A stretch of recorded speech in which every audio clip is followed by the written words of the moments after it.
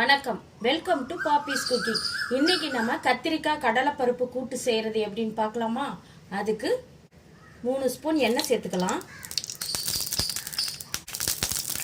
1/4 teaspoon கடுகு, 1/4 teaspoon உளுந்து, 1/4 teaspoon சீரகம், ஒரு காஞ்ச மிளகாய். இது இப்போ பொரியட்டும்.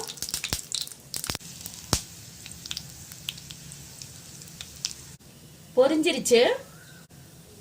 மீடியம் சைஸ் வெங்காயம் ஒன்று சின்ன சின்னதாக கட் பண்ணி வச்சிருக்கேன். இதை சேர்த்துக்கலாம்.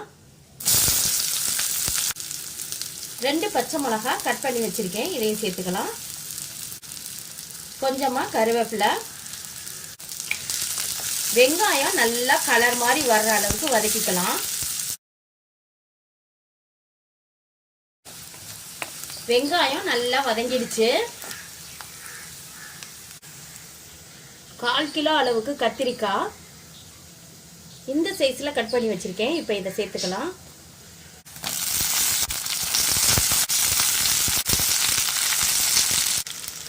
கால் டீஸ்பூன் மஞ்சத்தூள், 1/4 டீஸ்பூன் தனி மிளகாய் தூள். உங்களுக்கு காரம் எவ்வளோ தேவையோ அவ்வளோ மிளகாத்தூள் சேர்த்துக்கோங்க. தேவையான அளவு உப்பு,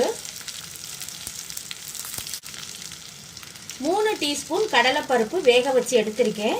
வேக வச்ச தண்ணியோடையே சேர்த்துக்கலாம்.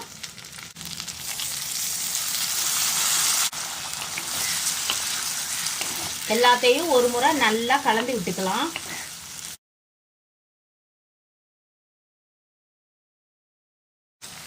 நல்லா கலந்து விட்டாச்சு. கத்திரிக்காய் வேகிறதுக்கு ஒரு 1/2 டம்ளர் தண்ணி சேர்த்துக்கலாம்.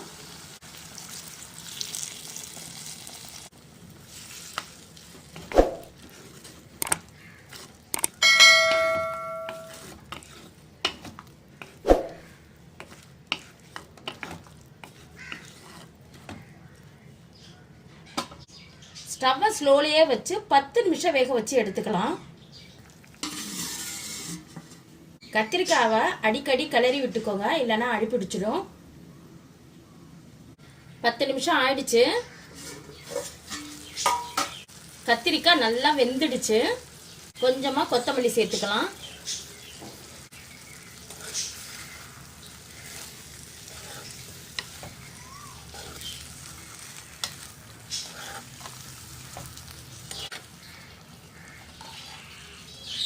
நம்மளோட கத்திரிக்காய் கடலைப்பருப்பு கூட்டு ரெடி.